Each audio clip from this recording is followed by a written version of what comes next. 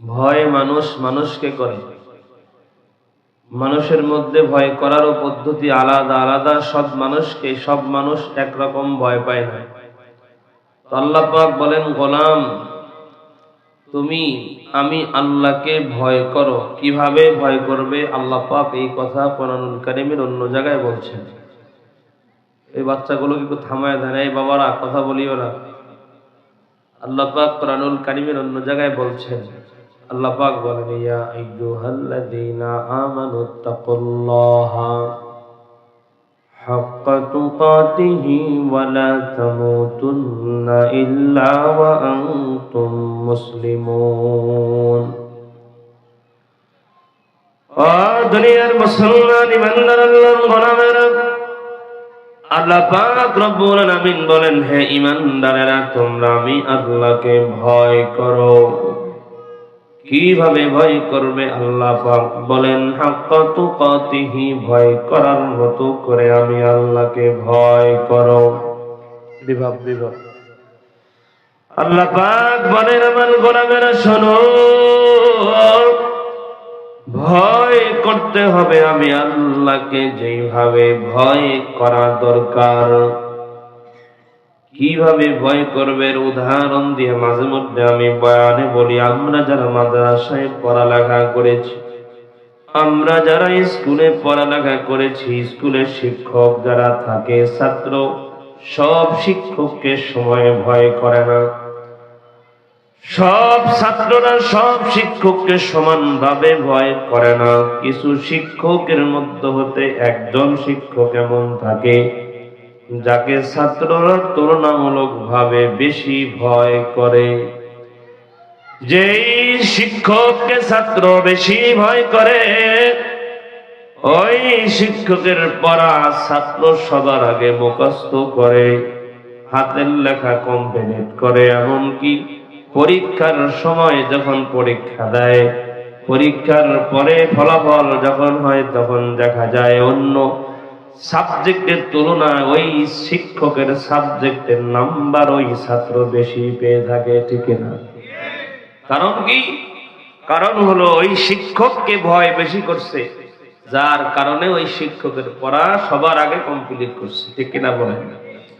এইভাবেই আল্লাহ পাক রব্বুল আলামিন আমাদেরকে বলছেন যে, হে আমার গোলামেরা, আমি আল্লাহকে ভয় করো যেইভাবে ভয় করা দরকার।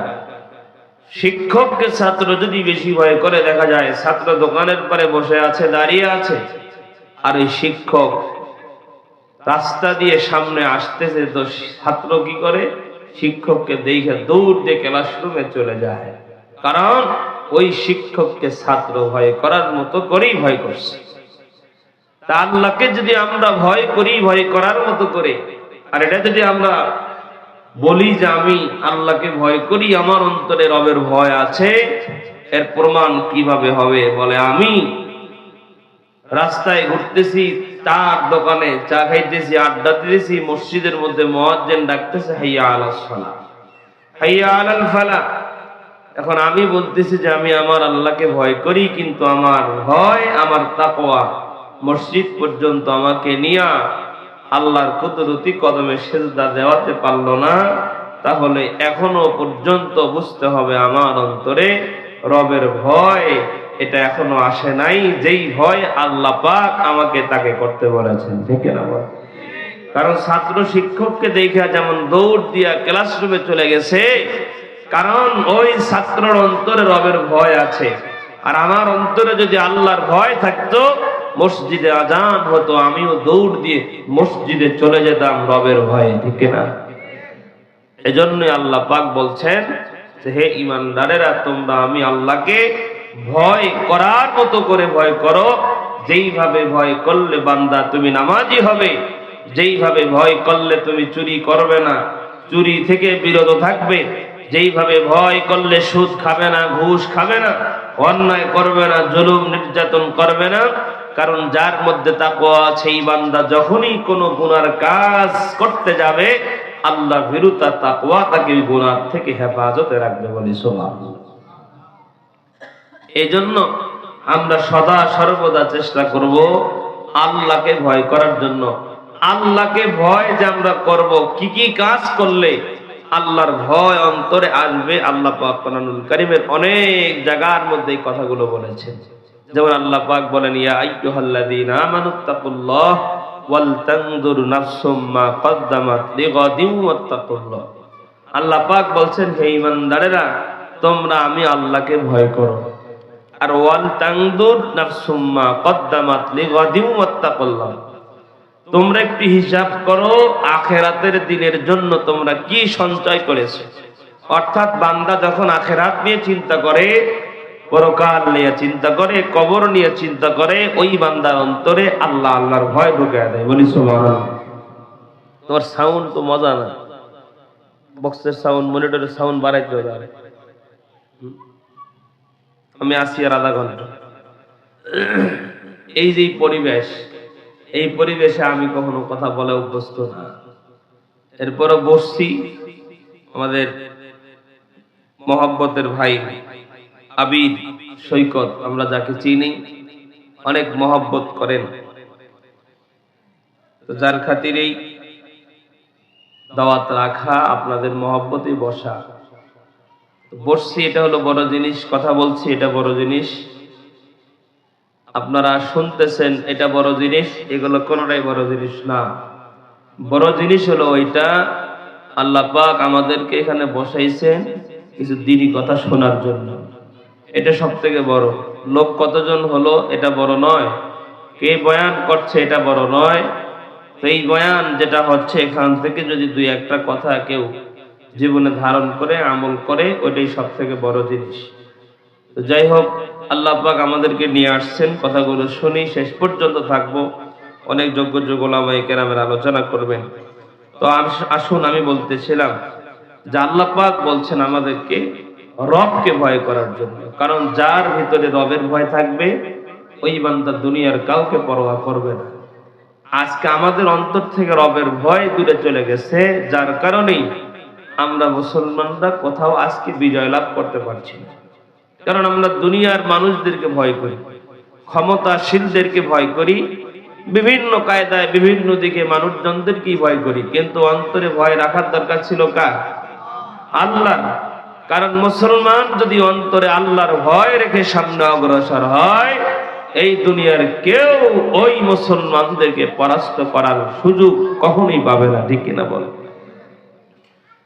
এই জন্যই তো আমরা মাঝে মধ্যে গজলে বলে থাকি যে যাদের হৃদয়ে আছে আল্লাহর ভয়, তারা কবু পথ ভুলে যায় না। কারণ রবের ভয়ওয়ালা অন্তর কখনোই রব থেকে অন্য দিকে যায় না। ঠিক কিনা বলেন? এই জন্য এই দিলকে পরিচ্ছন্ন করতে হবে, দিলের মধ্যে তাকওয়া আনতে হবে, এই অন্তরটাকে কলবে সালিম বানাতে হবে। কারণ হাসরের দিন যার দিলটা যত পবিত্র পরিচ্ছন্ন, ওই বান্দার দাম আল্লাহর কাছে সব থেকে বেশি হবে। সুবহানাল্লাহ। এজন্য আল্লাহ পাক রব্বুল আলামিন বলেন, ইন্না আকরামাকুম ইনদাল্লাহি আতকাকুম। ও দুনিয়াবাসী, আল্লাহ পাক বলেন, ইন্না নিশ্চয় আকরামাকুম, তোমাদের মধ্যে সম্মানিত, ইনদাল্লাহ, আমি আল্লাহর কাছে, আতকাকুম, হাসরের ময়দানে ওই পরকালের দিনে সম্মানিত হবে ওই বান্দারা যার অন্তরে থাকবে তাকওয়া, যার অন্তরে থাকবে আমি আল্লাহর ভয়। সুবহানাল্লাহ। আল্লাহ পাক রব্বুল আলামিন অন্য জায়গার মধ্যে বলেন, ইয়াউমা লা ইয়ানফাউ মালুন ওয়ালা বানুন ইল্লা মান আতাল্লাহা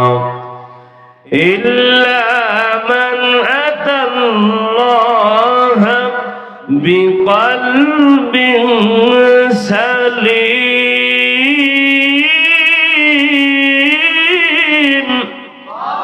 আল্লাহ পাক রব্বুল আলামিন বলেন, ইয়াউমা লা ইয়ানফাউ মালুন ওয়ালা বানুন, ওই দিন তোমাদের কোনো উপকারে আসবে না।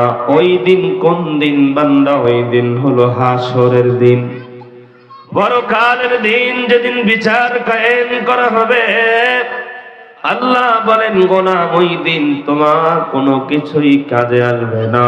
কি কাজে আসবে? আল্লাহ বলেন, ওই দিন তোমার কাজে আসবে বিকলবিন সালিম, পরিচ্ছন্ন দিল, পরিচ্ছন্ন অন্তর। এই দুনিয়ার ধন সম্পদ, টাকা পয়সা, সন্তানাদি, এগুলো দুনিয়াতে কাজে লাগবে, মরার পরে কবরে, হাসরে, আল্লাহর আদালতে এগুলো কোনো কাজে আসবে না। তবে গোলাম, তুই যদি আমি আল্লাহর দরবারে পরিচ্ছন্ন দিল নিয়া, পবিত্র অন্তর নিয়ে আমি আল্লাহর দরবারে আসতে পারো, আমি আল্লাহ পবিত্র দিলের বদৌলতে বান্দা তোকে মাফ করে দিয়ে আমি আল্লাহ জান্নাতের মেহমান বানায় নিব। সুবহানাল্লাহ। এই অন্তর যার যত ভালো হবে তার দাম আল্লাহর কাছে তত বেশি হবে। এই জন্য মাঝে মধ্যে আমি একটা ঘটনা বলি লোকমান হাকিমের, যে লোকমান হাকিম দেখতে অনেক বেটে ছিল, চেহারা সুন্দর ছিল না, কিন্তু আল্লাহ পাক রব্বুল আলামিন তাকে হিকমত দান করেছিলেন, অনেক জ্ঞান দান করেছিলেন। আল্লাহ পাকের কাছে সে এত পছন্দনীয় হয়ে গিয়েছে যে আল্লাহ পাক লোকমানের নামে কোরআনুল কারীমের মধ্যে একটা সূরা পর্যন্ত নাজিল করেছেন। সুবহানাল্লাহ। এই লোকমান হাকিম রাখাল ছিলেন, অন্য মালিকের ছাগল মেষ ময়দানে চড়াতেন। তো ওই রাখালি করার সময় যখন মাঝে মধ্যে কোনো জায়গায় বসে একটু জিরাইতেন, ওই সময় অন্য অন্য রাখাল যারা ছিল, কৃষক যারা ছিল, তারাও তার কাছে বসে বসে গল্প গুজব করতেন। আর লোকমান হাকিম এত সুন্দর সুন্দর কথা বলতেন, যেই কথাগুলো অন্যান্য মানুষেরা চাতক পাখির মতো তাকায় শুনতো। সুবহানাল্লাহ। এবং সেই কথাগুলো অনেক জ্ঞানমূলক কথা হতো। আস্তে আস্তে এই বাচ্চাটাকে নিয়ে যান তো বাবা, এইটাকে নিয়ে যান, আমার এমনি মন বসতেছে না বয়ানে, এই বাচ্চাটাকে নিয়ে যাও। এটা কার? এই বাচ্চা কার? হ্যাঁ, এই ছোট বাচ্চা কার? পরিবেশ না হলে আসলে। তো লোকমান হাকিম অনেক জ্ঞানী ছিলেন, তার কথাগুলো মানুষেরা চাতক পাখির মতো বসে বসে শুনত। তো এইভাবে আস্তে আস্তে আস্তে আস্তে মানুষ তার জ্ঞানমূলক কথা শোনে, আর চতুর্দিকে তার কথা ছড়িয়ে পড়ার কারণে আস্তে আস্তে মানুষও বাড়তে থাকে। তো লোকমান হাকিম যার রাখালি করতেন, মালিকের কাছে খবর চলে গেছে যে আপনার গোলাম লোকমান, সে তো অনেক জ্ঞানী মানুষ, তার কথা শোনার জন্য অনেক মানুষ অপেক্ষা করে বসে থাকে। তো লোকমান হাকিম যখন বিকেলবেলা বাড়ির মধ্যে ঢুকছেন, তো মনিব লোকমানকে ডাক দিয়ে বলেন, লোকমান, আমি শুনতে পারলাম তুমি নাকি অনেক জ্ঞানী, তোমার জ্ঞানের পরিধি নাকি অনেক বেশি, তো আসো আজকে তোমার জ্ঞানের একটু পরীক্ষা আমরা নেই। লোকমান হাকিম ডাক দিয়ে বলেন, মনিব, কি জ্ঞানের পরীক্ষা আপনি নেবেন? আর আমার জ্ঞান কতটুকু তা আমার জানা নাই, তবে পরীক্ষা নেবেন, নেন, কোনো অসুবিধা নাই। লোকমান হাকিমকে সামনে ডেকে আনা হলো। মনিব এক সৈন্যকে ডাক দিয়ে বললেন, যাও একটা ছাগল নিয়ে আসো। ছাগল নিয়ে আসা হলো। একটা চাকু লোকমান হাকিমের হাতে দিয়ে বলা হলো, লোকমান, এই ছাগলটাকে জবাই করো। ছাগলটাকে জবাই করার পরে ছাগলের মধ্যে সব থেকে দামি যেই জিনিসটা, এই ছাগলের বডির মধ্যে সব থেকে দামি যেই জিনিসটা, এই দামি জিনিসটা তুমি বের করে আমার টেবিলের সামনে রেখে দাও। লোকমান হাকিম ওই ছাগলটা জবাই করলেন। জবাই করার পরে ওই ছাগলের হৃদয় ঘাট কলব অন্তরটা মনিবের সামনে রেখে দিলেন। আবার মালিক দ্বিতীয় একটা ছাগল নিয়ে আসলেন।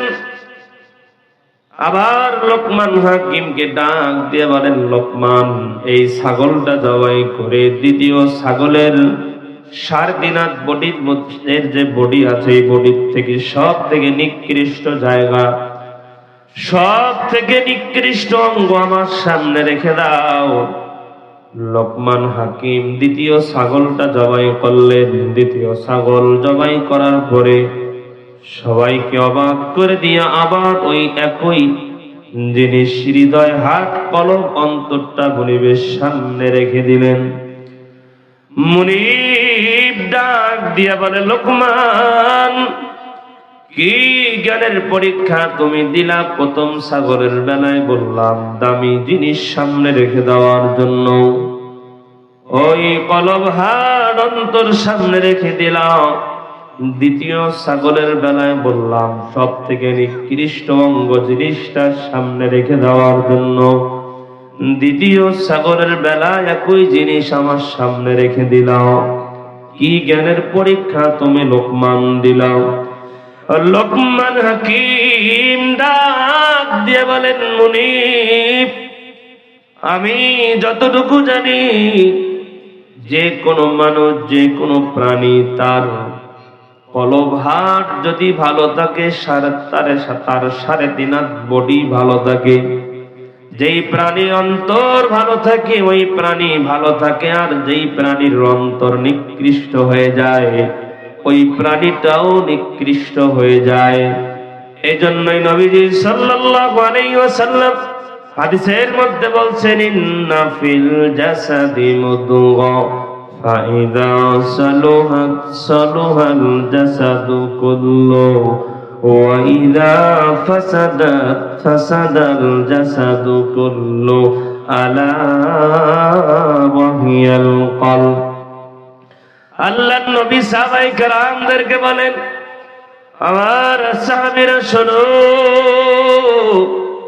তোমরা কি বলতে পারো মানুষের 3.5 হাত বডির মধ্যে এমন একটা জায়গা আছে, এমন একটা অঙ্গ আছে, ওই জায়গা যদি সুস্থ থাকে তাহলে বান্দার 3.5 হাত বডিটাই সুস্থ থাকে। আর ওই বান্দার ওই অঙ্গ যদি অসুস্থ হয়ে যায় ওই বান্দার 3.5 হাত বডিটাই অসুস্থ হয়ে যায়।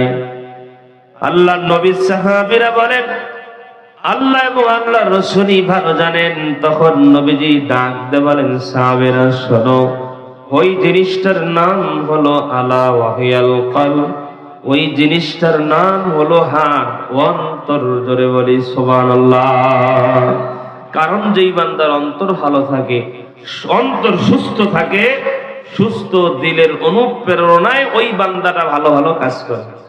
আর যার অন্তর অসুস্থ হয়, অসুস্থ দিলের প্ররোচনায় পড়ে, অসুস্থ দিলের সে প্ররোচনায় পড়ে পড়ে সে আরো অসুস্থ কাজ, গুনার কাজের দিকে জড়িয়ে পড়ে। এই জন্যই আমরা সমাজের মধ্যে বলি যে অনেক মানুষ আছে গরিব, কিন্তু এই মানুষটার অন্তর ভালো, বলে এই লোকটা খুব সহজ সরল, লোকটা ভালো আছে, ভিতরে কোনো প্যাচ নাই। এর মানে কি? যার ভিতরে প্যাচ নাই, বাটপারি নাই, চিটারি নাই, ওই মানুষটার দিল ভালো। দিল ভালো দেখেই মানুষ ভালো। কারণ এই জন্য মন, সবাই বলে যে কেমন মেয়ে বিয়ে করবি, কয়েকটা ভালো মনের মেয়ে খুঁজতেছিলাম। কেমন লোকের সাথে, কেমন ছেলের সাথে বন্ধুত্ব করবি, বলে এই দুনিয়ায় বন্ধুত্ব অভাব নাই, কিন্তু ভালো মনের বন্ধুর বড় অভাব।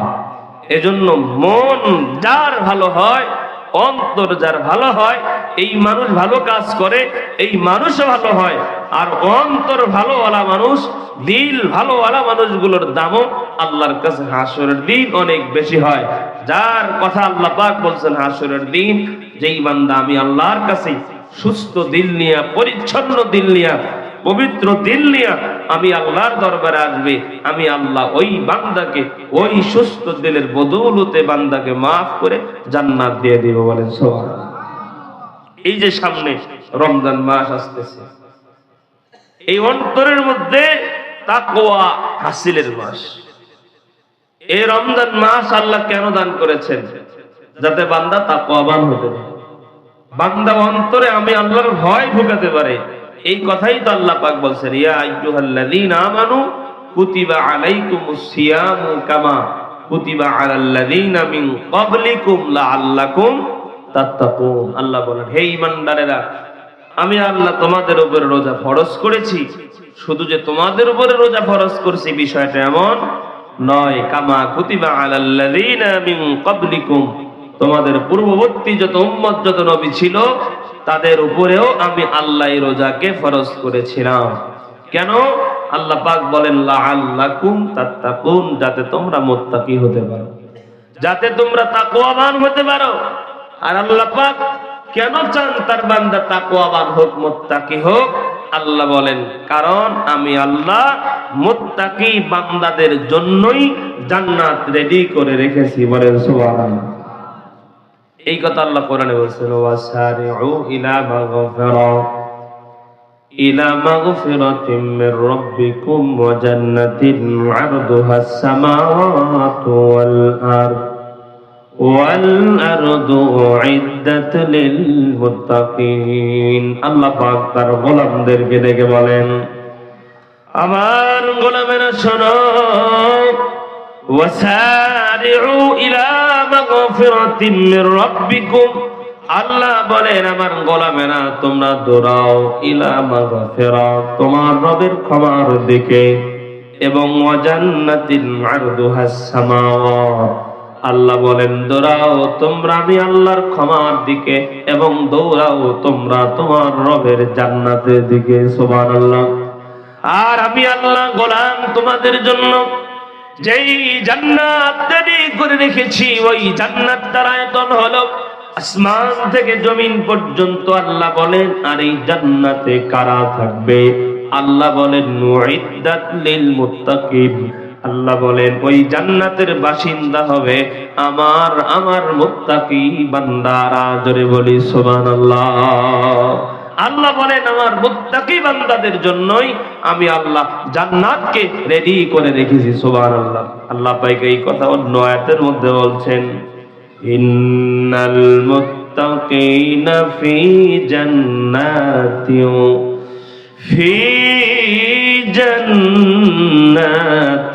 ওয়া উয়ুন। আল্লাহ পাক রব্বুল আলামিন বলেন, ইন্নাল মুত্তাকিনা, নিশ্চয়ই যারা মুত্তাকি হবে, নিশ্চয়ই যারা তাকওয়াবান হবে, আল্লাহ পাক বলেন ফি জান্নাতি ওয়া উয়ুন, অবশ্যই অবশ্যই তারা আমার জান্নাতের মধ্যে অবস্থান করবে। সুবহানাল্লাহ। এই যে রমজান মাসের রোজাগুলো আল্লাহ পাক আমাদেরকে দান করেছেন, রমজান মাস কেন? যাতে বান্দা তাকওয়াবান হতে পারে, যাতে বান্দা মুত্তাকি হতে পারে। বান্দা মুত্তাকি হবে তখন রমজানকে পেয়ে বান্দা নিয়ামতের শুকরিয়া আদায় করবে যখন। রমজান মাসে অনেক মানুষ আছে, অনেক মুসলমান আছে দিনের বেলা খায়, অথচ আল্লাহ পাকের হুকুম রমজান মাসের চাঁদ যখন উঠবে দিনের বেলা খাওয়া হারাম, রাতের বেলা খাওয়া যায়। আবার যখন শাওয়াল মাসের চাঁদ দেখা দিবে তখন দিনের বেলা খাওয়া হারাম, তখন রাতের বেলাও খাওয়া যায়। শাওয়াল মাসের চাঁদ যখন উঠবে ওই দিন দিনের বেলা আর মানুষ না খেয়ে থাকতে পারবে না, ওই সময় খাওয়া আল্লাহর হুকুম। আর রমজানের চাঁদ যখন উঠবে তখন দিনের বেলা আর খাওয়া জায়েজ নাই, হারাম। এই চাইলেও বান্দা রমজান মাসে দিনের বেলা খাইতে পারবে না। আর শাওয়াল মাসের চাঁদ উঠলে ঈদের দিনে বান্দা চাইলেও না খেয়ে থাকতে পারবে না, না খেয়ে থাকা হারাম। দুনিয়ার মুসলমান ইমানদার আল্লাহর গোলামেরা কেন এমন? কেন? কারণ হলো বান্দা আল্লাহর হুকুম মানবে, এটা হলো সব থেকে বড় জিনিস। আমি রমজান মাসের দিনের বেলা খাবো না কেন? বলে আল্লাহ নিষেধ করেছেন তাই। শাওয়াল মাসের দিনের বেলা আমি খাবো কেন? বলে আল্লাহ না খেয়ে থাকতে বলেছেন তাই। কারণ বান্দা আল্লাহর গোলামি করবে, আল্লাহ এটাই চায়। বান্দা আল্লাহর গোলাম হবে, বান্দা এটাই চায়। আর গোলামের কাজ হলো মনিব যা বলে তাই শোনা। মালিক ড্রাইভার রে যখন কোনো কথা বলে, ড্রাইভার যদি শোনে, মালিক ড্রাইভারের প্রতি খুশি হয়ে যায়। বড় ভাই যদি ছোট ভাই রে কোনো আদেশ দেয়, ছোট ভাই যদি আদেশ শোনে, বড় ভাই ছোট ভাইয়ের প্রতি খুশি হয়ে যায়। মা যদি তার কন্যারে কোনো আদেশ দেয়, কন্যা যদি আদেশ পালন করে, মা কন্যার প্রতি বড় খুশি হয়ে যায়। স্বামী যদি স্ত্রীরে কোনো আদেশ দেয়, স্ত্রী যদি স্বামীর আদেশ পালন করে, স্ত্রী স্বামীর প্রতি খুশি হয়ে যায়। আল্লাহ পাক বলেন, গোলাম আমি আল্লাহ রমজানের রোজা ফরজ করলাম, দিনের বেলা খাওয়া হারাম, আমি আল্লাহর আদেশ, আমি আল্লাহর হুকুম। বান্দা যদি আমি আল্লাহর আদেশ পালন করে, যেই বান্দা আমি আল্লাহর হুকুম পালন করে, ওই বান্দার প্রতি আমি আল্লাহ খুশি হয়ে যাই। আর যেই বান্দার প্রতি আমি আল্লাহ খুশি হয়ে যাব, ওই বান্দার জন্য আমি আল্লাহ জান্নাতের ফয়সালা করে দেই। সুবহানাল্লাহ। আদেশ পালন করা এটা সবথেকে বড় জিনিস। আল্লাহ পাক বলেন, দুনিয়ার মানুষ মাখলুকদেরকে আমি সৃষ্টি করেছি কেন? বান্দা আমার গোলামি করবে, বান্দা আমার হুকুম মানবে। ওয়াকাদা রাব্বুকা আল্লা তা'বুদু ইল্লা ইয়্যা ওয়া বিল ওয়ালিদাইনি ইহসানা। আল্লাহ পাক বলেন, আমি দুনিয়ার মধ্যে যারা আমার গোলাম আছে তারা একমাত্র আমি আল্লাহর দাসত্ব করবে, দুনিয়ার অন্য কারো দাসত্ব করবে না। এজন্য আমরা আল্লাহর হুকুমগুলো মানার জন্য চেষ্টা করি, আল্লাহর বিধান মানার জন্য চেষ্টা করি, তাকওয়াবান হওয়ার জন্য চেষ্টা করি। রমজান মাস আসছে, বেশি বেশি নেক আমল করব। সাহাবায়ে কেরাম নেকির প্রতিযোগিতা করতেন। সাহাবায়ে কেরাম কিসের প্রতিযোগিতা করতেন? নেকির প্রতিযোগিতা। আর আমরা কি করি? গুনার প্রতিযোগিতা করি। সাহাবায়ে কেরাম প্রতিযোগিতা করতেন কে কার আগে জান্নাতে যেতে পারে। আমাদের প্রতিযোগিতা হলো কে কার আগে জাহান্নামে যেতে পারে। সাহাবায়ে কেরাম প্রতিযোগিতা করতেন কে গুনাহ থেকে বেঁচে থাকতে পারে। আর আমাদের প্রতিযোগিতা কে কার থেকে বেশি গুনাহ করতে পারে, কে কার থেকে বেশি মিথ্যা বলতে পারে। এই দেখেন না, এই যুবক ভাই যারা আছে, এক যুবকের একটাও গার্লফ্রেন্ড নাই, আর একজনের 5টা আছে। ওই যার 5টা আছে ওর দাম সব থেকে বেশি। কি কথা ঠিক আছে? মানে বাপরে বাপ, তোর এত মেয়ে পছন্দ করে, তোর সাথে এত লাইন, মানে ওর দাম সমাজের মধ্যে বেশি। আর যে একটাও করে না, হয়তো কি মানুষ না পাই যাওয়া। এই হলো আমাদের সমাজের হালত। যে যত বেশি গুনাহ করে, সিটারি, বদমাইশি, বাটপারি, বুদ্ধি যার যত বেশি, বন্ধুদের কাছে ও 1 নাম্বার। মানে ও লিডার থাকে। যেটা সিটার বেশি ওটা হলো লিডার, আর যেটা ভালো সহজ সরল ওর সাথেই না, গতি সাইড কাট। এটা তো মুসলমানদের বৈশিষ্ট্য নয়। কারণ আমাদের প্রতিযোগিতা হলো কে কার থেকে বেশি গুনাহ করতে পারে।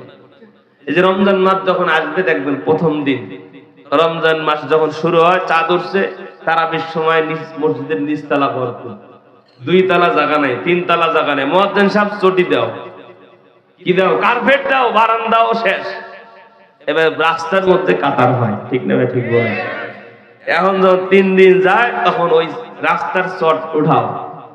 এরপরে 4 দিন 5 দিন গেলে 4 তলা টান নাই। আস্তে আস্তে আস্তে আস্তে কোন রকম 10 তারাবি পর্যন্ত যায় না। 1 সপ্তাহ গেলে দেখা যায় ও আগের যেই লাউ সেই করতো, আমার যেই মুসল্লি সেই মুসল্লি আছে। কথা ঠিক কিনা বলেন? আর সাহাবায়ে কেরাম কি করতেন? সাহাবায়ে কেরাম প্রথম রমজানের 10 দিনে যে ইবাদত করতেন, পরের 10 দিনে আরো বাড়িয়ে দিতেন। এত বাড়াইতেন, বাড়াইতে বাড়াইতে এখন চিন্তা করছেন যে আর কত বাড়াবো, বাড়িতে যাইতাম না। শেষের 10 দিন মসজিদে থেকে যাইতেন ইতিকাফে। জোরে বলেন সুবহানাল্লাহ। আমাদের জিন্দেগি আর সাহাবায়ে কেরামের জিন্দেগি পুরো উল্টা। তারা নেকি করার জন্য সব সময় চেষ্টা করতেন, আর আমরা নেকির থেকে দূরে থাকার জন্য চেষ্টা করি। আর আমাদের অবস্থা তো এমন যে আমরা চাই যে আমার আল্লাহও আমার উপর খুশি থাক, আমার শয়তানও আমার উপর খুশি থাক। ঠিক না ভাই? ঠিক বলেন।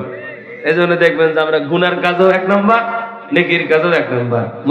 এই যে মসজিদ মে যাকে নামাজ পড়ে, হোটেল মে শরাব পিয়ে, তাকে রহমান ভি রাজি রহে, শয়তান ভি নারাজ নেহি হো। যেমন বৈশিষ্ট্য কিছু লোকের আছে, সময় পাইলে মসজিদে গিয়ে নামাজ পড়ে, আবার সময় পাইলে মদের বারে গিয়ে মদপান করে। সে চিন্তা করে, যাক মসজিদে গেলাম, আল্লাহ খুশি থাক, একটু মদ খাইলাম, শয়তানও নারাজ না হোক। এই বৈশিষ্ট্য হলো আমাদের মধ্যে। এই জন্যই তো কবি বলছেন যে বর্তমান পৃথিবীতে 3 ধরনের দিলওয়ালা মানুষ। কয় ধরনের দিলওয়ালা মানুষ? আমরা যারা আছি, যাদের দিল আছে, 3 ধরনের মানুষ। একটা হলো সুস্থ দিলের মানুষ, যারা সুস্থ দিলের অনুপ্রেরণে সুস্থ কাজ করে। আর একটা হলো অসুস্থ দিলের মানুষ। যে অসুস্থ দিলের মানুষ কি? এই যেটা বললাম, যে হ্যাঁ সময় পাইলে ভালো কাজ করে, সময় পাইলে গুনার কাজ করে, সময় পাইলে দেখা যায় যে মাহফিলে সভাপতি থাকে, আবার সময় পাইলে দেখা যায় যে পরিমণি যেখানে আছে এখানকার সভাপতি থাকে। আছে না নাই বলেন? সমাজের মধ্যে মাহফিলে হইলেও চাঁদা দেয়, ওর একটু কম দেয় আর কি। মাহফিলে যদি 500 দেয়, গানের মঞ্চে 5000 দেয়। আছে না নাই? এরাও কিন্তু মুসলমান, কিন্তু এরা কেমন মুসলমান? এই রাসূলের হাদিসের ভাষ্য অনুযায়ী এদের দিল হলো অসুস্থ। অসুস্থ দিল কারণেই সে কি করে? আল্লাহকেও খুশি করে, শয়তানকে খুশি করে। আর এক ধরনের মানুষ আছে পৃথিবীতে, ডেড হার্ট, মৃত দিলের মানুষ। কয় যারা মৃত দিলের মানুষ, এদের দিল তো মরে গেছে, এরা কোরআন মানে না, হাদিস মানে না, এরা আল্লাহ আল্লাহ রাসূল কিছুই বিশ্বাস করে না, এরা হলো কাফের, বেঈমান, মুশরিক। তবে আমাদের পৃথিবীতে সব থেকে অসুস্থ দিলের মানুষের সংখ্যা বেশি, ঠিক কিনা বলেন? এই দিলকে আমাদের সুস্থ করতে হবে, অন্তরের মধ্যে তাকওয়া ঢুকাতে হবে, অন্তরের মধ্যে আল্লাহর ভয় ঢুকাতে হবে। আল্লাহর ভয় তাকওয়া অন্তরে আসবে, তখন আল্লাহর ইবাদত বান্দা করবে। যখন আল্লাহ পাক রব্বুল আলামিনের ওই পরকাল যেটা আছে, যেদিন আল্লাহ বিচার করবেন, ওই দিনের চিন্তা করবে। যখন পরকালের চিন্তা করলে, কবরের চিন্তা করলে মানুষের অন্তরে আমলের মহব্বত বাড়ে। ভাই কবর এখানে সবাইরই যাওয়া লাগবে, এমন কোন মানুষ নাই বলতে পারবে না যে হুজুর আমি কবরে যাব না। একটু চিন্তা করেন, মাঝে মধ্যে দেখবেন বাড়িতে একলা থাকেন, দেখবেন যে টিনের উপরে, আপনার ঘরের চালের উপরে একটা নারিকেল গাছ আছে অথবা একটা আম গাছ আছে, দেখা যায় যে কিছু মুরগি ঘুমায় আম গাছ আছে না, আবার দেখবেন নারিকেল গাছে ইঁদুর থাকে। আপনি একা ঘুমায় রয়েছেন, রাত্রে 1টা বাজে একটা ইঁদুর যদি টিনের চালের উপরে দৌড় দেয়, তো মনে হয় যে আমার মনে যে প্রাণ বের হয়ে গেল। ভয়ে রাস্তা দিয়ে একলা একটা হাঁটতেছে, রাত্রে 2টা বাজে, মনের মধ্যে কত রকম কত কথা যে উকি দেয়, এর কোনো আর সীমানা নাই। এখন এমন সময় আপনি রাস্তা দিয়ে যাচ্ছেন, একটা ব্যাঙ যদি লাফ দেয় সামনে, মানে মনে হয় আজরাইল আমার ধরছে। কি ভয় লাগে কিনা বলেন? তাহলে একটু চিন্তা করেন, যদি ভয় পান, দুনিয়াতে ভয় পাইলে দেখা যায় বন্ধুর কাছে ফোন দিছেন, 1 মিনিট কথা বললেন একটু সাহস জোগানোর জন্য, ভাইয়ের কাছে ফোন দিছেন একটু সাহস জোগানোর জন্য, কিন্তু ওই কবরে যেদিন যাব, ওই কবরে যে রেখে আসবে, ওই কবরে আমার কি হবে, ওই জায়গায় আমি একা একা কেমনে থাকবো, এই চিন্তা আপনার আমার একটু করার দরকার আছে না? ওই কবরে বাড়ি যাবে, বাড়ি গাড়ি টাকা পয়সা ধন সম্পদ কিছুই যাবে না।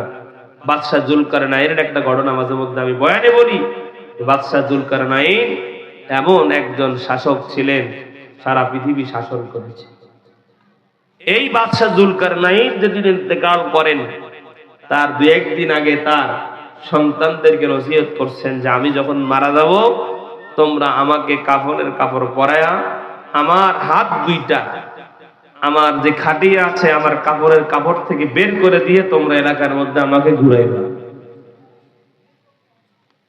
আর মুসলমান ইমানদার আল্লাহর গোলামেরা, বাদশাহ জুলকারনাইনের ইন্তেকাল হয়ে গেল, তার সন্তানেরা তার কথা অনুযায়ী তাকে গোসল করায়া, সাদা কাপড়ের কাপড় পরায়া, তাকে খাটিয়ার মধ্যে শোয়ায়া, কাঁধের মধ্যে উঠা, এলাকার মধ্যে তার হাতগুলো বের করে দিয়ে ঘোরায়। সমাজের মানুষ ডেকে ডেকে বলে, দেখো এতদিন পর্যন্ত মানুষের কাছে কত চাঁদা নিয়েছে, আজও দেখো মৃত্যুর পরে খাটিয়ার মধ্যে কাফনের কাপড় থেকে হাত বের করে দিয়া মানুষের কাছে চাঁদা চায়। নাউজুবিল্লাহ। বাদশাহ জুলকারনাইন এটা বুঝায় না। বাদশাহ জুলকারনাইন দুনিয়ার মানুষদেরকে এটা বুঝায়, দুনিয়ার মানুষেরা তাকায়া দেখো, এই দুনিয়ার জমিনে আমার টাকা পয়সা সম্পদের কোনো অভাব ছিল না, বংশ আধিপত্যের কোনো অভাব ছিল না, দুনিয়াতে আমার সব ছিল, সব টাকা পয়সা ধন সম্পদ বাড়ি গাড়ি ক্ষমতা, কিন্তু তাকায়া দেখো আজকে আমার টাকার জায়গায় টাকা আছে, বাড়ির জায়গায় বাড়ি আছে, ক্ষমতার জায়গায় ক্ষমতা আছে, আর আজকে আমি দেখো একা একা খালি হাতে কবর পথের রওনা করিয়া কবর পথের যাত্রী হয়ে গেলাম। আজকে আমার সঙ্গে দুনিয়ার কোনো কিছুই সঙ্গে যাচ্ছে না, ঠিক না বলে? কারণ এই দুনিয়ার বাড়ি গাড়ি, টাকা পয়সা, ধন সম্পদ সব কিছু জায়গায় পড়ে থাকবে, আমাদের সবাইকে একা একা খালি হাতে কবর পথে রওনা হওয়া লাগবে। যেতে হবে খালি হাতে, যেতে হবে খালি হাতে, সঙ্গে কিছুই যাবে না। 3.5 হাত জায়গা পাবো না রে বিছানা। 3.5 হাত জায়গা পাবো না রে বিছানা, ঠিক কিনা বলেন? ওই কবরে আমরা একা একাই যাও। ওই কবরে কি নিয়ে যাব, ওই কবরে কি নিয়ে থাকবো? একটু চিন্তা করো হে মুমিন। এই দুনিয়ার সব কিছু দুনিয়ার জায়গায় পড়ে থাকবে, একটু চিন্তা করেন। আজকে যদি আপনার মরণ হয়ে যায়, হাসপাতালের বেডে আপনি শুয়ে আছেন, আপনার আইফোন আছে, আপনার আইফোনটাকে চালাবে, এটা নিয়ে আপনার সন্তানেরা ভাগাভাগি শুরু করবে। আপনার হাতের মধ্যে রোলেক্সের দামি ঘড়ি আছে, এই ঘড়িটা কে নিবে, এটা নিয়ে তারা ভাগাভাগি শুরু করবে। 5 তলা বাড়ি আছে, কে কোন বাড়ি নেবে, কে কোন তলা নেবে, কে কোন ফ্ল্যাট নেবে, এটা নিয়ে তারা মারামারি করবে। 3 দিন আগে আমি মাহফিলে গেলাম চাঁপাইনবাবগঞ্জে। রাস্তার মধ্যে আমি একটা ডাবের দোকান দেখে ডাব খাওয়ার জন্য গাড়ি থামালাম। ডাবের দোকানদার আমাকে বলছে, হুজুর একটা কথা বলি, রাগ করবেন? আমি বললাম না, বলেন কি? তখন ডাবওয়ালা বলে, হুজুর ওই যে বাড়িটা দেখা যায়, এই 7 তলা বিল্ডিং এর যে মালিক, এই বাড়িওয়ালা যিনি মালিক, তার 3টা সন্তান আছে। এক সন্তানকে এই বাবা কিছু সম্পদ গোপনে লেখা দিছে, আর বাকি যে 2 সন্তান আছে তাদেরকে দেয় নাই। এখন ওই সম্পদের ভাগ বাকি 2 সন্তান নেওয়ার জন্য সকালবেলা বাবা মারা গেছে, নিজের সন্তানেরা সম্পদের জন্য নিজের বাবার লাশ আটকায় রাখছে। এখন রাত্র 9টা বাজে, এখন পর্যন্ত কবর দিতে দেয় না। নিজের চোখে দেখে আসা ঘটনা। সম্পদের জন্য শুধুমাত্র আমরা তো সম্পদ অর্জন করি, সম্পদ গড়ি, ব্যাংক ব্যালেন্স করি বাচ্চাদের জন্য। এখানে যারা উপস্থিত আছেন, যারা বাবা আছেন, দেখবেন বাবারা নিজে একটু কম খেয়ে হলেও সঞ্চয় করে। কেন? সন্তানের ভবিষ্যতের জন্য, সন্তানের ভবিষ্যতের জন্য, স্ত্রীর ভবিষ্যতের জন্য, তাদেরকে সুখে রাখার জন্য আজকে আমরা সম্পদ গড়ি। আপনার সম্পদগুলো এগুলো আপনার কোনোই কাজে আসবে না। আপনার সন্তানরা আপনার কোনো কাজে আসবে না যদি সন্তানদেরকে মানুষ করতে না পারে। আর যারা এই কাজটা করি আমরা, যদি এখানে কেউ করে থাকেন এরকম যে আপনার 2টা-3টা সন্তান আছে, আপনি এক সন্তানকে বেশি মহব্বত কইরা আপনি কিছু জমি আগেই লিখে দিছেন, এটা কিন্তু অধিকাংশ ফ্যামিলিতে বর্তমানে করে, ঠিক না? ঠিক বলে। এটা একেবারেই নাজায়েজ, এটা হারাম, এটা করা যাবে না। হ্যাঁ, আপনার যদি দিতে মনে চায়, আপনার যদি একান্তই দিতে মনে চায়, তাহলে 3 সন্তানকেই সমানভাবে দিয়ে দেন। আপনি এক সন্তানকে দিলেন আর এক সন্তানকে দিলেন না, আপনি তো বেইনসাফি করলেন, আপনি ইনসাফ করেন নাই। এখন দেখেন, সন্তান বেঁচে আছে, বাবা মারা গেছে, শুধুমাত্র একটু আলাদা করে সম্পদ লিখে দেওয়ার কারণে নিজের সন্তানরা নিজের বাবার লাশ আটকায় দিয়েছে। এর থেকে নির্লজ্জ আর এর থেকে হতাভাগা বাবা এই পৃথিবীতে কেউ হতে পারে না, ঠিক না বলে? যে আমার সন্তানরা আমার মারা যাওয়ার পরে আমার লাশ আটকায় দিয়েছে, মাটি দেওয়ার জন্য, কবরে নামার জন্য অনুমতি দিচ্ছে না। এজন্য ভাই, আমরা একটু হিসাব কিতাব করে দুনিয়াতে চলবো। এই দুনিয়াতে চলতে গেলে মানুষের অনেক টাকা পয়সা, ধন সম্পদের প্রয়োজন হয় না। আরে আল্লাহ পাকের কাছে শুকরিয়া আদায় করব যে আল্লাহ পাক আমার যখন যা দরকার আল্লাহ যেন তখন তা দিয়ে দেয়, এই দোয়া করবে। যার সম্পদ যত বেশি তার টেনশন তত বেশি, যার সম্পদ যত বেশি তার গুনার রাস্তা তত খোলা বেশি, আর যার টাকা কম তার গুনার রাস্তা খোলে কম। কারণ গুনাহ করতে টাকা লাগে, কথা কয় না? কি মদ খাইতে টাকা লাগে না? সিগারেট খাইতে টাকা লাগে না? আপনি যদি জিনা করতে চান টাকা লাগবে কিনা? একটা মেয়ের পিছনে টাকা খরচ করা লাগবে, তাহলে ওই মেয়ের সাথে আপনি অবৈধ কাজে লিপ্ত হতে পারবেন। আপনার টাকা নাই, আপনার গার্লফ্রেন্ডও নেই, কি কথা কয় না কয়? আপনার যদি টাকা না থাকে আপনার সাথে কেউ থাকবে না। এই জন্য আমার হুজুররা বলতেন যে আমার ছাত্র ভাই যারা আছে কয় যে তোর কাছে চিরা মুড়ি গুড় যতক্ষণ, তোর পাশে বন্ধু ততক্ষণ। তো চিরা মুড়ি গুড় নাই, তোর পাশে বন্ধু নেই। টাকা পয়সা আপনার যতক্ষণ আছে দেখবেন আপনার বন্ধু বান্ধবের অভাব নাই। টাকা পয়সা যতক্ষণ আছে আপনার বন্ধু বান্ধব ততক্ষণ আছে। এই জন্যই বলছেন যার যত টাকা তার তত গুনার রাস্তা খোলা। তবে হ্যাঁ, সম্পদ হইলেই যে গুনাহ হবে বিষয়টা এমন নয়। সম্পদ পাওয়ার পরে ওই সম্পদকে যদি আমরা যথাযথভাবে আমরা যদি খরচ করতে পারি, এই সম্পদগুলোই আমাদের জান্নাতে যাওয়ার কারণ হবে। সুবহানাল্লাহ। তো আসুন, রমজান মাস আল্লাহ পাক আমাদেরকে দান করেছেন, আমরা যাতে তাকওয়াবান হতে পারি, আমরা আমাদের কবরের সামান জোগাড় করতে পারি। আল্লাহ পাক যেন কবরের সামান জোগাড় করার মতো তৌফিক আমাদেরকে দান করেন, বলেন আমিন। রমজান মাস আল্লাহ আমাদেরকে দান করেছেন গুনাহ মাফের জন্য, যাতে বান্দা তার গুনাহগুলোকে মাফ করে নিতে পারে। বান্দা চায়, আল্লাহ চায় বান্দা তার অন্তরের সমস্ত গুনাহ থেকে পবিত্র হয়ে যায়। বান্দা চায় আল্লাহর কাছ থেকে গুনাহ মাফ নেওয়ার জন্য। আর আল্লাহ পাক বলেন, যেই বান্দা আমি আল্লাহর কাছে গুনাহ থেকে মাফ চাওয়ার জন্য নিয়ত করে, আমি আল্লাহ ওই বান্দাকে মাফ করে দেওয়ার জন্য প্রস্তুত হয়ে থাকি। সুবহানাল্লাহ। উদউনি আস্তাজিব লাকুম। বান্দা যখন আল্লাহকে ডাক দেয়, আল্লাহ পাক ওই বান্দার ডাকের সাথে সাথে সাড়া দেয়। সুবহানাল্লাহ।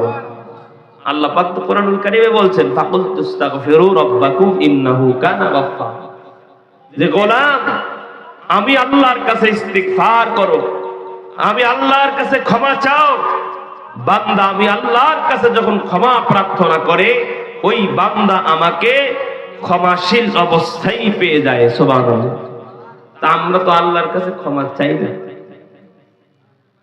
আল্লাহ রাসূল সাল্লাল্লাহু আলাইহি ওয়াসাল্লাম রমজান মাস যখন আসছে, একদিন জুমার নামাজে ওই যে মসজিদের যেই মেম্বার আছে, প্রথম মেম্বারের মধ্যে পা রেখে নবীজি বলছেন আমিন, দ্বিতীয় মেম্বারে পা রেখে নবীজি বলছেন আমিন, তৃতীয় মেম্বারে পা রেখেও নবীজি বলেছেন আমিন। সাহাবায়ে কেরাম নামাজের পরে জিজ্ঞাসা করছেন, ইয়া রাসূলুল্লাহ, আপনি তো অন্যদিন জুমার নামাজের সময় আমিন আমিন এরকম কখনো বলেন নাই, আজকে কেন বললেন? নবীজি বলেন যে আমি যখন মিম্বরের মধ্যে পা রাখি, আমি সামনের দিকে তাকায় দেখি মসজিদের দরওয়াজার মধ্যে জিবরাইল আলাইহিস সালাতু ওয়াস সালাম দাঁড়িয়ে আছে। সুবহানাল্লাহ। তো জিবরাইল আমাকে বললেন যে যেই মানুষ রমজান মাস পাইলো কিন্তু রমজান মাস পাওয়ার পরে গুনাহগুলোকে মাফ করায় দিতে পারলো না, ওই বান্দার উপরে আল্লাহর লানত। তখন জিবরাইল আলাইহিস সালাতু ওয়াস সালামের এই কথার সঙ্গে আমি বলেছি আমিন।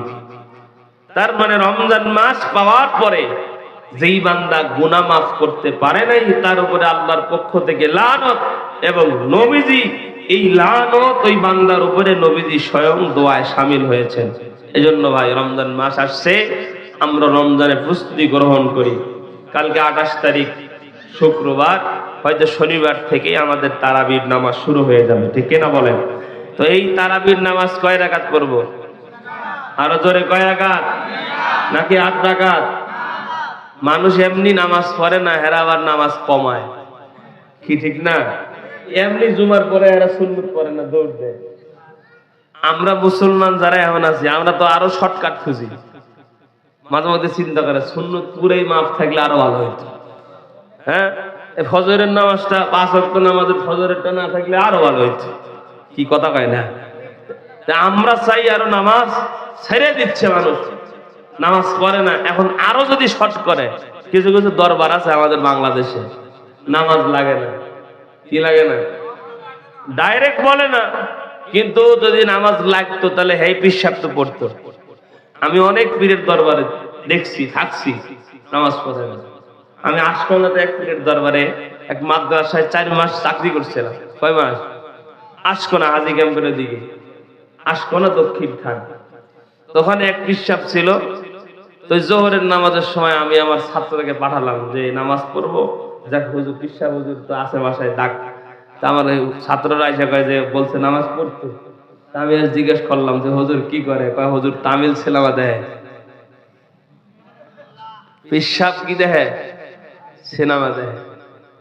এই হলো পিসাব। আছে না নাই? বহুত আছে। আমাদের দেশে যত পীর আছে অধিকাংশ ভণ্ড, ঠিক কিনা বলেন? ব্যবসা ব্যবসা, এগুলো হলো বিনা পুঁজিতে ব্যবসা। ভণ্ড পীরের কাছে আমরা যাব না, ঠিক কিনা বলেন? দেখেন, বয়ান শোনার আগে বক্তা চেনা লাগবে। কারণ ড্রাইভার যদি উল্টা পাল্টা হয়, গাড়িও উল্টানোর সম্ভাবনা আছে, ঠিক না ঠিক বলেন? এই যে আদম আর হাওয়া, আল্লাহ পাক বলছেন যে খবরদার কারো প্ররোচনায় পইরা অমুক গাছের ফলটা তোমরা খায়ো না। কিন্তু কি করছে? ইবলিস পিসাব ছাড়ছে। কিটা?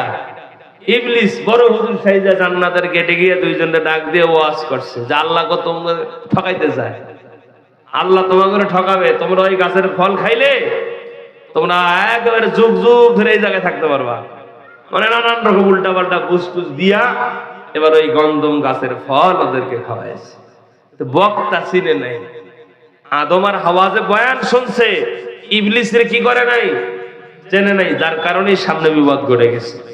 এই জন্য আমরা যাকে ফলো করব, যাকে মানব, তাকে আমাদের চিনতে হবে। যদি না চিনি তাইলে সামনে বিপদ, ঠিক কিনা বলেন? আমাদের সমাজে ভালো আলেম যেমন আছে, দেখেন ইসলামকে ধ্বংস করার জন্য এই পৃথিবীর যত মুশরিক আছে, যত বেঈমান আছে, যত কাফের রাষ্ট্র আছে, সবাই এক, সবাই এক, কিন্তু আমরা মুসলমানরা এক নই। এই বিশ্বের সমস্ত কাফের বেঈমানেরা তারা মুসলিমদেরকে নিধন করার জন্য, নিশ্চিহ্ন করার জন্য তারা এক, কিন্তু আমরা মুসলমানরা, আমরা মুসলিম ধর্মের লোকেরা ইসলামকে টিকে রাখার জন্য এক নাই। এর কারণ কি?